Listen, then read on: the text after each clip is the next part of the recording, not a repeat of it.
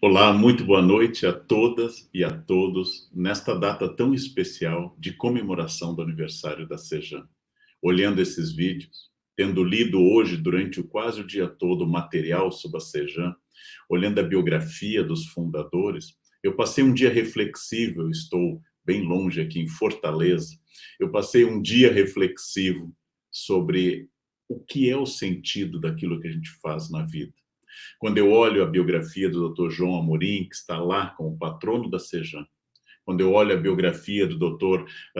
Fernando Proença de Gouveia, também lá na fundação, e em breve, em nome de um novo centro, dessas personalidades médicas que já partiram, mas que poderiam, em determinado momento, ter parado, porque estavam com a sua vida organizada, tinham tido uma carreira médica de sucesso, extraordinária e produtiva.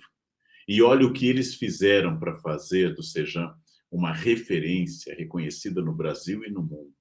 E olhando essa vitalidade daqueles que continuam esse sonho, em particular o Ademir Medina, atual CEO do grupo, que continua esse legado, este legado que enfrentou tantas fases de dificuldades no Brasil e que hoje segue, como vocês viram no vídeo, absolutamente inovadores, testando novas áreas, testando setores cada vez mais amplos de diversidade, uma das marcas, inclusive, da administração do Ademir Medina. Testando pessoas com deficiência intelectual, pessoas em situação de risco, a questão central da mulher, inovando com eficiência, respeitando de forma humanizada essa diversidade. Eu passei hoje aqui em Fortaleza, para onde eu estou, para uma palestra que ocorrerá amanhã. Eu passei uma reflexão sobre o que nós estamos fazendo da nossa vida. Como nós temos aquilo que a gente chama em literatura de próceres, aqueles que nos precederam, aquelas pessoas que lançaram mão do seu tempo, da sua energia e da sua inteligência para fazer um projeto do porte do Sejam. Como essas pessoas poderiam ter sido apenas bons pais, bons maridos, bons avós, bons médicos, e ter encerrado sua carreira sem nenhum demérito, como bons clínicos, tendo prestado 40, 50 anos de serviços médicos, mas decidiram que poderiam mais, que poderiam dar um salto à frente e deixar uma marca na sociedade brasileira, e decidiram fazer isso. E criam uma instituição do porte, da importância e do significado do Sejam. Eu vou agora voltar a 1991. Eu estava perto de terminar o meu doutorado quando o Sejam foi criado. Eu estava perto de terminar uma etapa importante da minha formação, viria morar no exterior depois. Em 1991, o Brasil debatia, no meio pro fim do governo Collor, a inflação que disparava de novo. Apareciam denúncias de corrupção, a situação econômica era complicada, havia tensão no Oriente Médio, haveria um impeachment no ano seguinte, haveria instabilidade disparada da inflação, até o final do governo Itamar e a estabilização do real. O Brasil era um país que tinha feito a eleição direta do seu primeiro presidente desde 1960, fez a eleição em 1989, 90, e graças a isso era uma jovem democracia enfrentando problemas enormes. No meio dessa instabilidade, aqueles fundadores decidiram fazer algo significativo, novo e expressivo. Decidiram lançar mão de uma questão muito importante, que é transformar um projeto pessoal num projeto social amplo, em meio a dificuldades, porque no momento em que nós estamos de novo em debate sobre economia, inflação e política, nós temos que invocar a memória dessas pessoas e dessas tradições que fundaram o Sejam e continuam levando adiante hoje, através, por exemplo, do Ademir Medina e dos mais de 18 mil colaboradores, que eu vi uma lista enorme e até emocionante de pessoas que prestam ajuda para criar algo como o Sejam. É sinal de que quando eu quero fazer alguma coisa, quando eu decido dar significado à minha vida, não importa muito a crise política, a crise econômica, a inflação que dispara.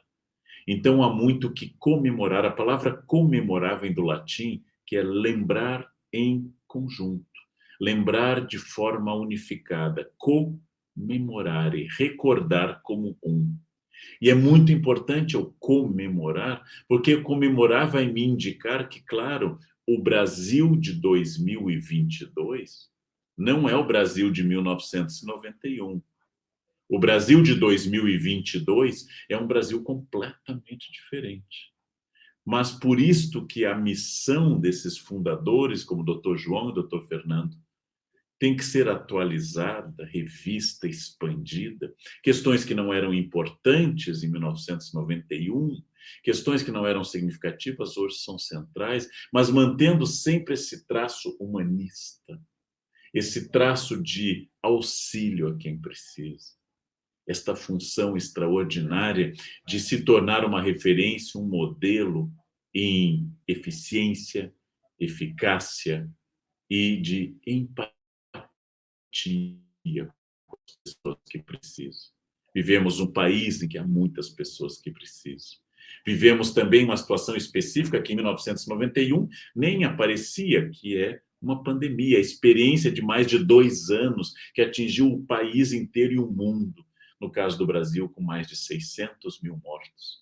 Escolas, empregos, restaurantes, bares, todos foram duramente atingidos e as equipes médicas do mundo inteiro, inclusive no Brasil, tiveram que fazer aquilo que o americano adora usar, que é a milha extra, essa extra mile, que se transforma naquele esforço titânico que separa o amador do profissional, que separa quem veio a trabalho ou a passeio, e ela foi feita, as equipes médicas, as equipes dos hospitais, a gestão hospitalar, os auxiliares de enfermagem, os enfermeiros, os médicos, as médicas, os administradores, quem cuida da limpeza dos hospitais, foi submetido a um estresse muito grande. Ainda não superamos a pandemia, há riscos e certas inquietudes sobre o que vem pela frente. Nós temos notícias de uma provável quarta onda, nós temos que lidar com um vírus mutante que, graças às vacinas, está perdendo um pouco do seu efeito devastador, mas ainda nos obriga, peguei avião hoje de manhã, é obrigatório o uso de máscara no avião, álcool em gel e assim por diante. Aquela ideia de 1991 de fazer um serviço inovador e significativo, ela continua existindo, com novas realidades, e manter esse espírito dos fundadores, manter esse espírito desses médicos, o patrono Dr. João Amorim e também Dr. Fernando Proença de Gouveia, essa força inicial e adaptá-la, que é a tarefa hoje levada pelo Sejam, isso é um grande desafio, um enorme desafio. E nós temos já uma tradição de mais de 3 décadas. Quando nós nos tornamos, segundo a literatura, foi inaugurado isso em um grande romance de um dos maiores literatos do século XIX, Honoré de Balzac, quando ele cria o romance A Mulher de 30 Anos. Ele fala dessa fase que no século XIX, 30 anos é o que seria hoje 50, porque 30 anos no século XIX era muito mais do que é hoje. E ele fala deste momento em que a mulher ainda conservava a beleza, mas já enfrentava os desafios da maturidade. Se o romance fosse atualizado, o romance seria talvez a mulher de 50 anos, o homem de 50 anos. Quando nós chegamos a essa fase que, claro, minha lucidez ainda é total, meu corpo ainda responde aos seus desafios básicos, mas eu já sinto algum peso da idade. Esta é uma fase de extrema sabedoria, porque desapareceu o entusiasmo juvenil e ainda não tem, claro, o declínio de uma senilidade avançada. Este é um momento de maturidade. E este é um momento para comemorar essa maturidade, porque o Sejam não é mais um sonho. O Sejam não é mais uma ideia que surge de médicos abnegados e extraordinários. O Sejam é uma realidade enorme. O Sejam é uma cidade com sua população, seus cidadãos, seu prefeito, seu conselho consultivo, ou seja, é uma realidade que afeta a vida de milhares e milhares de pessoas, tornou-se indispensável em todos os setores e lugares em que ele fez a sua intervenção. Então, o Sejam passou de sonho à realidade, uma realidade que, tendo ultrapassado 3 décadas, em um país que mais de 80% das empresas criadas, as microempresas, os empreendedores que abrem seu negócio, mais de 80% fecha antes do 4º ano. E aqui estamos falando de algo muito maior do que abrir uma franquia, ou o sonho de abrir uma lanchonete ou de uma pequena unidade. Estamos falando de uma coisa muito mais complexa, que mexe com a vida humana, que vai envolver o empreendedorismo, mas vai envolver noções de técnica médica, administrativas, em desafios de um mundo associado, como eu li no material essa tarde, ao SUS, associado também àquilo que existe como saúde pública e ao trabalho voluntário e colaboração de tanta gente. Ou seja, deixa de ser apenas um sonho para ser agora uma realidade que contém a esperança, que é a base de qualquer sonho. Um sonho é feito de esperança, que é aquilo em que eu sei que o momento atual é difícil, mas a esperança é o que me faz continuar. No mito grego, em que o mito da caixa de Pandora, em que todos os males do mundo foram soltos e no final restou a esperança, ela é vista por alguns filósofos como um sofrimento, porque ela faz crer que as coisas podem melhorar e elas não melhorarão. O mito grego é pessimista, mas nós não somos tão pessimistas, porque o Sejam não é apenas uma esperança, ele é uma realidade que realmente melhorou a vida de muita gente. Ou seja, realmente fez diferença na vida de muitas pessoas. Eu escrevi um conjunto de crônicas e chamei a esse livro de A Coragem da Esperança. Sim, porque o pessimismo, ele tem até razão para ser.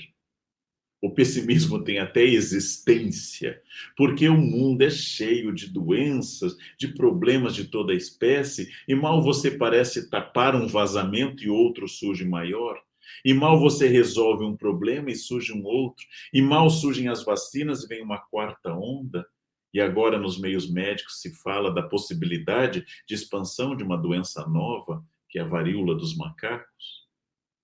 Ou seja, nós temos a todo instante um feedback assustador de crescimento da violência, de aumento do desemprego, de polarização política, que justifica a existência de certo pessimismo, disfarçado às vezes como realismo prudente. Mas eu quero garantir a todas e todos, a toda a imensa família, ou a cidade Sejam, como eu classifiquei, que o otimismo esperançoso, a esperança estratégica, ela é típica de quem quer fazer alguma coisa. Porque atrás do pessimismo, se não for uma doença, porque existe a depressão, existem pessoas bipolares, existem pessoas que sofrem com síndrome de pânico, sofrem de agorafobia e outros males terríveis. Essas pessoas que sofrem de uma doença que as impede de olhar para o mundo com alegria e devem ser olhadas como pessoas que precisam de auxílio e nunca julgadas, porque o preconceito com doenças mentais é um defeito de caráter muito forte no nosso país. A doença mental é como a difteria, coqueluche, é como o sarampo, ela existe, não é uma falha moral do doente. Mas se você não sofre dessa doença que o impede que a pessoa veja o brilho da vida, não adianta eu pensar que essa pessoa não tem o que fazer, porque isso é errado. Eu tenho que pensar nessa pessoa como alguém que precisa de ajuda. Mas se você não é deprimido, se você não é bipolar, se não sofre de algumas dessas graves moléstias que eu indiquei, é frequente que, nesse caso, se não for doença, o pessimismo disfarça apenas preguiça. Para que eu vou ensinar os alunos que daqui a pouco vão esquecer? Para que eu vou arrumar minha cama, se à noite eu vou desarrumá-la? Para que eu vou insistir que meu filho escove os dentes, se ele vai amanhã de novo não querer escovar? Por que é que eu vou fazer campanhas antitabagistas se as empresas de tabagismo vão continuar fazendo propagandas muito intensas sobre o cigarro? Por que é que eu vou lutar pela saúde se as pessoas sistematicamente, na sua alimentação, no enfoque dos seus procedimentos de saúde, negam tudo aquilo que eu estou falando? Por que que eu vou lutar se vem mais um novo vírus? Por que é que eu vou lutar pela ética em um mundo em que tantas pessoas agem sem ética? Por que eu vou lutar pelos direitos da mulher, pela tolerância ativa diante da luta contra o racismo, contra a homofobia, contra a misoginia, contra todos os preconceitos, se sistematicamente as piadas e alguns líderes e alguns produtores de conteúdo insistem nesses preconceitos? Por que que eu vou consumir minha vida se sistematicamente parece que eu estou usando a expressão de senso comum, enxugando gelo? Ou seja, fazendo uma tarefa inútil. Estou enxugando gelo. E como tal, cada vez que eu enxugo, o gelo molha novamente. Por que eu vou fazer isso? Porque a própria história do Sejam, a minha convicção filosófica como professor, mostra que só faz diferença quem acredita que pode fazer algo no mundo. Quem acredita que pode promover uma mudança no mundo. Essas pessoas têm capacidade de transformar o mundo. Em 1991, alguém deve ter dito aos fundadores: para quê? O Brasil é um país que não dá certo. O Brasil não tem jeito. Veja a situação política, observe a inflação, cada novo sonho de inflação, e houve um plano econômico duríssimo depois, e ela voltou. Cada novo plano de renovação política resulta em mais problemas. Cada luta, nós tínhamos tido a Constituição de 1988, e a partir disso a implantação do SUS, considerando-se a saúde um direito de todos os brasileiros e não mais apenas dos contribuintes, os antigos sistemas do INSS, do INPS, do INAMPS, aqueles sistemas que os mais velhos lembram. Agora a saúde se torna um direito universal. E alguém deve ter dito: não adianta, não tem como sustentar isso. E agora, em plena pandemia, nós vimos que o esforço de instituições como o Sejam e o esforço das boas práticas que podem ocorrer no SUS salvaram muita gente. Mas aos pessimistas, de novo, se não for doença, se não for um problema psíquico que deve encontrar auxílio de um bom profissional da área médica, se não for isso, o pessimismo é desculpa para gente preguiçosa. Sim, porque o meu filho, que eu mandei escovar os dentes anteontem, escovou a contragosto, e ontem eu tive que lembrar a ele, e amanhã terei que lembrar de novo, e terei que verificar se ele escovou. E é graças a isso que eu hoje tenho dentes, porque minha mãe tomou essa iniciativa, e como eu já disse em muitas palestras, gente, esforço é banho. E é preciso que essa imensa equipe entenda que se hoje foi um dia bom, foi uma sexta-feira produtiva, quem está no sul do Brasil sofrendo com o frio, hoje foi um dia em que doenças respiratórias lotaram hospitais, porque muita gente confinada vai aumentar a doença respiratória. Se hoje foi um dia tenso e vocês resolveram coisas, que bom, porque amanhã começa tudo de novo. Esforço é banho. E só uma pessoa otimista encontra energia para voltar a fazer. E só uma pessoa com senso otimista sabe que cada vez tem que repetir aquele entusiasmo, como a mãe que manda os filhos escovarem os dentes, como o pai que cobra a lição dos filhos, como o médico que pergunta de novo: o senhor está largando o cigarro? Está conseguindo largar? O cigarro tem um peso enorme sobre sua saúde, é preciso lutar e é preciso insistir e insistir que a saúde precisa de bons hábitos alimentares, de atividade física controlada e assim por diante. Só uma pessoa otimista consegue fazer tudo isso. Só uma pessoa otimista consegue repetir isto diariamente. Porque ela sabe, como diz a grande história hindu contida num texto chamado Mahabharata, em que um grande guerreiro, Arjuna, está decepcionado com a guerra, e ele não sabe que o seu condutor do carro de guerra, do coche, seu condutor dos cavalos, é o Lord Krishna, e Krishna diz a ele: não se angustie se vai dar ou não certo. Apenas faça o que tem que ser feito, porque o que existe nesse universo é a necessidade que cada um, como auxiliar de limpeza, enfermeira, médico, médica, administrador, CEO, advogado, faça a sua parte e faça bem feito, e faça todos os dias com resiliência. Essa é a história que criou o Sejam. Mas eu quero usar um outro argumento. Argumento que eu aprendi num livro otimista de um historiador holandês chamado Bregman, o livro chama Humanidade.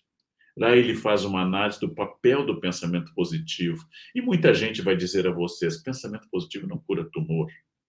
Um médico amigo meu disse que o pensamento positivo, no máximo, faz o paciente tomar o remédio na hora certa, o que já é bastante. Mas, de fato, o tumor é indiferente à sua amargura ou seu pensamento positivo. Se você tem uma infecção grave, se você sorrir, não há um efeito declarado sobre a infecção. Mas existe um argumento concreto que sai deste campo de energias positivas, um pouco vago, um pouco misterioso, mas vai para um campo direto e importante. Que campo é este? Foi dado a um professor em uma universidade americana, está contido no livro Humanidade, que eu recomendo, do historiador holandês Bregman. Foi dado a um professor uma turma e foi advertido a esse professor que essa turma era excepcional, que essa turma era muito acima da média, que essa turma tinha um desempenho extraordinário. Esse professor, tendo essa informação em mãos, fez o melhor trabalho naquele semestre. E as notas desses alunos, a quantidade de livros lidos, os debates e a qualidade dos trabalhos deu um salto exponencial, porque aqueles eram alunos excepcionais e aquele professor tentou fazer o melhor semestre da vida dele. Foi dado a um outro professor uma turma, e com a mesma matéria foi dito: professor, estes alunos são péssimos. Eles vêm de uma experiência péssima. Cuidado, não é possível fazer muito, não é possível desenvolver muito, não é possível fazer um bom trabalho. E o professor entrou naquela turma sabendo que aqueles alunos eram os piores da universidade. E fez um trabalho possível, mas claro que o desempenho foi baixo. E aí vem o detalhe surpreendente, guardem essa ideia, passamos a chamar isso de profecia autoconfirmatória. O professor que recebeu os alunos bons teve um desempenho excepcional, muito acima da média. E o professor que recebeu os alunos ruins teve um desempenho muito abaixo da média. Só que aí vem a revelação surpreendente, minhas caras, meus caros da grande família Sejam. As duas turmas eram iguais, eram alunos absolutamente iguais em desempenho, idade, renda e notas. O que aconteceu? Acontece que, ao dar a um professor uma turma no qual se diz que ele deve esperar o máximo, esse professor deu o máximo de si e fez um trabalho excepcional e extraordinário. E ao dar a um outro professor uma turma a quem se disse que eram péssimos, esse professor já entrou derrotado. E é este o papel da esperança, do otimismo, da expectativa, da capacidade de pensar estrategicamente, porque não basta que a turma seja boa. Veja, é inútil eu chegar e dizer: essa turma é muito boa, vou mentalizar que ela é muito boa. A turma foi dada e foi boa, mas este professor fez bastante. Sem trabalho não adianta, pensamento positivo ou negativo é irrelevante. Sem trabalho ele é absolutamente inútil. Mas no momento que eu trabalho esperando o máximo, no momento que eu trabalho esperando um desempenho bom, ou seja, trabalho cheio de energia otimista, estratégica, porque é trabalho, sem trabalho nada se faz. Não adianta eu mentalizar um bom hospital, eu preciso agir para ele ser bom. Mas se eu sei que o trabalho é possível, se eu sei que o trabalho produz resultado, se eu sei que isto é algo necessário e possível, necessariamente o trabalho será melhor. Acontece que o pessimista já não espera muito, faz ainda menos. E dentro do princípio da profecia autoconfirmatória, ele vai receber o feedback negativo. E o resultado ele acaba enfrentando mal o desafio, não dá o melhor de si. E é este o papel da esperança que eu defendo. Nada daquelas mensagens de WhatsApp de sexta-feira, pense positivo, imagine uma luz violeta, né? Olha a beleza dessas flores. Nada disso resolve uma infecção hospitalar. Nada disso melhora a saúde da mulher, nada disso torna o atendimento à pessoa com deficiência cognitiva ou intelectual alguma coisa diferente. Mas no momento que eu tenho a visão otimista estratégica, no momento que eu olho para aquelas coisas e passo a produzir algo significativo e bom, neste momento, o que era ruim melhora e o que era bom dispara em qualidade. E eu recebo feedback, retornos extraordinários.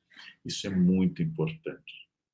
Eu devo esperar dos meus filhos e dos meus alunos e dos meus amigos e da minha família o melhor possível. E ao ver que nem tudo está indo muito bem, eu devo tomar medidas concretas, ações decisivas e estratégicas para que isso melhore. É esse protagonismo otimista que torna uma ação efetiva. É esse protagonismo otimista que me tira da minha zona de conforto e me faz ser um profissional melhor, mais produtivo, mais interessante. É esse otimismo estratégico que faz com que eu me torne uma pessoa melhor e, ao mesmo tempo, me torne um semeador de qualidades. Eu posso ser o responsável pela limpeza do corredor. Eu posso ser alguém que trabalha no RH, eu posso ser alguém que dirige a coisa toda. Eu posso ser um médico de ponta, uma médica extraordinária. Eu posso ser alguém que recolhe o lixo hospitalar. Ao fazer a minha tarefa bem feita, melhorando no que for possível, pensando que aquilo é indispensável, porque um mau manejo de lixo hospitalar vai afetar toda a instituição, uma instituição que não trabalhe bem com a limpeza vai afetar a cirurgia, o momento que eu entendo que eu faço parte de um todo orgânico. O momento que eu entendo como a psicologia americana do início do século XX propôs, através dos seus fundadores, que eu não posso pensar num ser humano deslocado da sua interação social, como seria errado eu pensar no coração, sem levar em conta o sistema circulatório. Porque, sim, o coração é um órgão autônomo em vários sentidos. Ele tem suas células, suas funções, seu ritmo e suas características. Mas eu só posso entender o coração se eu inseri-lo em um sistema circulatório, em seu diálogo com o pulmão e com o cérebro, com os músculos que demandam atividade extra do coração, com a alimentação do paciente. Só no momento que eu entendo tudo isto, eu vou começar a entender que o coração é um indivíduo, mas é um órgão dentro de um sistema. Você e eu somos indivíduos, mas somos órgãos dentro de um sistema. Por isso que aquela velha lição hindu do guerreiro Arjuna e do Senhor Krishna se torna mais necessária. Não é perguntado a você sobre exatamente o futuro. Ninguém que criou Sejan em 1991 tinha certeza exata do futuro. Eram cheios de energia, de otimismo e de esperança, mas não sabiam se aquela instituição, se aquela criação duraria 5 anos ou 10. E até o momento já passou de 30. O que significa isto? Que nós estamos diante de um desafio. O momento não é fácil. A pandemia piorou as relações médicas. A pandemia tornou a sociedade tensa. A pandemia fez certas características econômicas que nós levaremos anos para superar. As escolas foram duramente atingidas. Os hospitais e os serviços médicos de saúde foram sobrecarregados. A situação econômica é de pessimismo, houve um crescimento da inflação angustiante. Um ano eleitoral não é exatamente um ano de estabilidade e sabedoria, de reflexão e de serenidade. É um ano de polarização. Tudo isso vai demandar novas respostas, iguais ou superiores às já dadas. E aí uma questão importante, se eu defendi esse otimismo estratégico, se eu defendi essa habilidade de eu continuar esperando o máximo na minha tarefa, fazendo o que eu devo fazer, buscando o melhor, é preciso que eu entenda que sim, existem tradições, existem histórias, mas mais do que nunca eu preciso desenvolver essa chamada hoje learnability, a capacidade de continuar aprendendo. Isto vai para todas as categorias, de todos os colaboradores e as colaboradoras que vão ter que se reinventar, porque o momento é um momento de reinvenção. Não existe mais a figura da pessoa que fez um curso de instrumentação hospitalar e passou o resto da vida gastando aquele curso.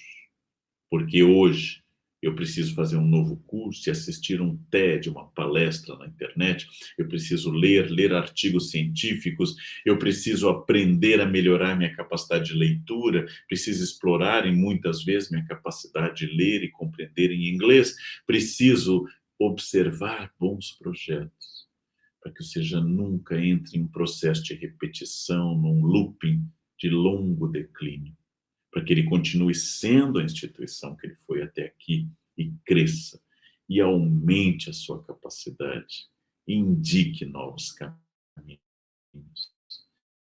e ressignifique o legado dos fundadores, para que aquela missão continue com aquilo que ela tem de essencial, que é o cuidado humanista e integral das pessoas, mas que ela responda a coisas que nunca passaram pela cabeça dos médicos e dos fundadores. Aquelas questões que não existiam há 10, há 15, há 30 anos. Aquelas questões que obrigam você a dar uma resposta nova. Sim, porque é preciso insistir. E isto é muito importante para cada uma e cada um que nos acompanha nessa noite de sexta-feira. Eu me esforcei para chegar até aqui. Cada uma e cada um que nos acompanham essa noite, uma noite de festa e uma noite de comemoração, ou seja, de reflexão conjunta, e cada um e cada uma possa dar essa reflexão. Eu me esforcei até aqui. Independente da sua formação, você é fruto de um esforço. Existe muito sacrifício para que você tenha estudado, constituído família. Existe muito sacrifício para que você tenha chegado ao ponto que chegou. Cada um sabe o que teve que fazer para chegar até aqui. Aprendi gravando na televisão uma frase popular que contém um desvio da gramática, mas que é muito divertida. Quem vê os close, não vê os corre. Gostei da frase. Quem vê os close, assim mesmo, sem plural, não vê os corre. Quem vê o meu diploma, quem vê minha função, quem vê meu salário, quem vê minha casa, quem vê minha família, não sabe o preço que eu paguei para isso. Atrás de todo belo jardim tem o suor de um jardineiro.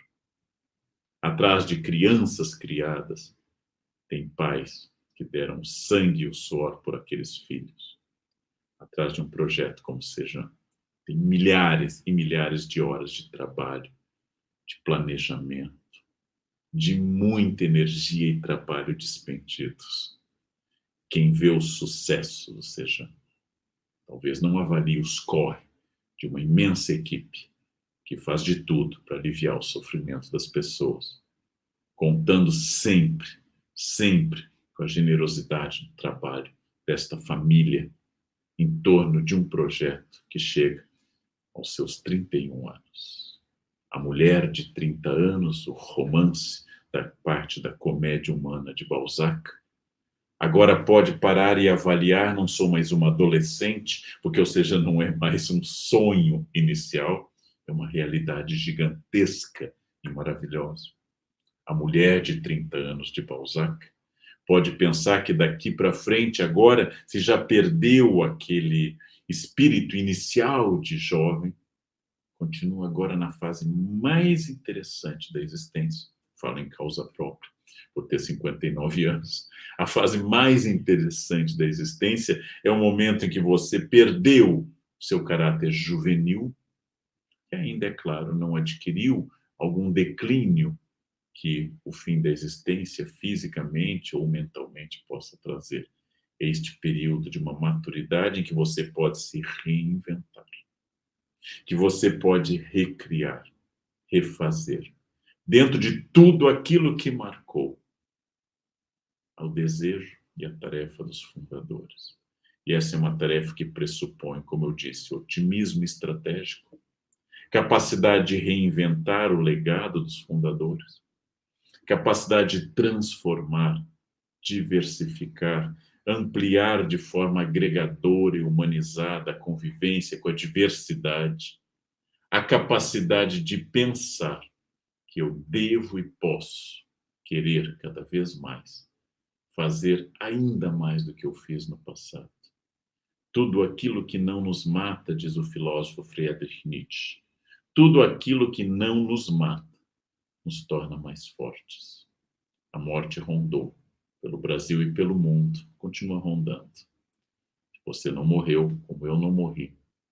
Se você conseguiu sobreviver a esse imenso desafio pessoal, humano e sanitário, você está mais forte.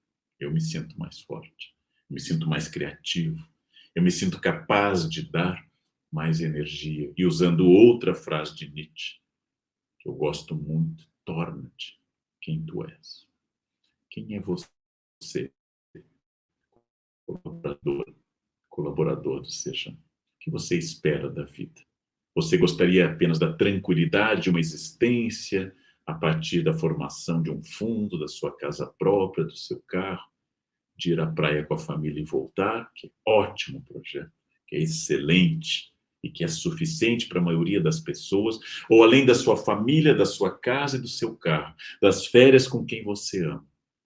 Você quer aumentar a sua ligação com um projeto que vai mudar a vida de milhares e milhares de pessoas e fazer parte de algo muito maior, muito mais significativo do que apenas a lógica do meu universo imediato. Sim, eu tenho família, você tem família. Você tem amigos e pessoas próximas. Sim, você tem seus anseios, suas lutas materiais. Sim, como eu, você luta com boletos. Sim, como eu, você luta com doenças na família e, eventualmente, mortes. Sim, você tem angústias. E sim, além de tudo isso, que nos torna pessoas, parte de uma sociedade normal, com suas demandas materiais e angústias, e se você incorporar a ideia do Dr. João Amorim, e se você incorporar a ideia do Dr. Fernando Proença, se você incorporar a ideia deles, de que é possível fazer essa milha extra, e além de tudo que eu faço, como pai, marido, esposa, namorado, namorada, noivo, noiva, avô, tio, eu também possa fazer parte de um projeto maior, que deixe a sua marca, a sua impressão digital na sociedade. Isto vai tornar a minha vida, na minha família, muito mais significativa. E eu não saio apenas para ganhar o dinheiro para pagar a luz, que já é bastante, e é bom, mas eu saio de casa para trabalhar no Sejam e fazer parte de uma família que está mudando o tratamento, a forma de ver paciente, a maneira de administrar, a maneira de gerar e gerir saúde. E eu saio orgulhoso, porque além da minha realidade imediata que me demanda trocar lâmpada, pagar luz, comprar o gás, eu sou parte de um projeto muito maior, de uma outra família ampliada, cheia de esperança, que faz uma diferença enorme, como você sabe, você já faz.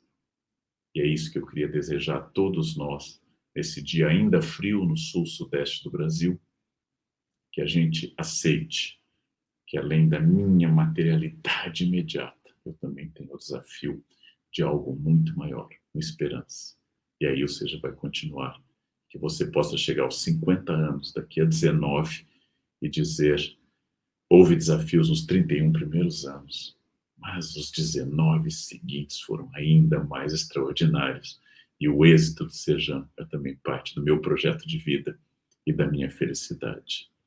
Minhas caras e meus caros, muito obrigado pela generosidade de terem me acompanhado. Muito obrigado pela generosidade dessa noite. Selecionem o que quiserem daquilo que eu falei, implantem do jeito que desejarem, continuem esse projeto maravilhoso, porque há muita gente que precisa desesperadamente da competência, do tempo e do otimismo esperançoso de toda a família. Seja parabéns e que os próximos 31 anos sejam também cada vez mais extraordinários. Muito obrigado e até o próximo encontro.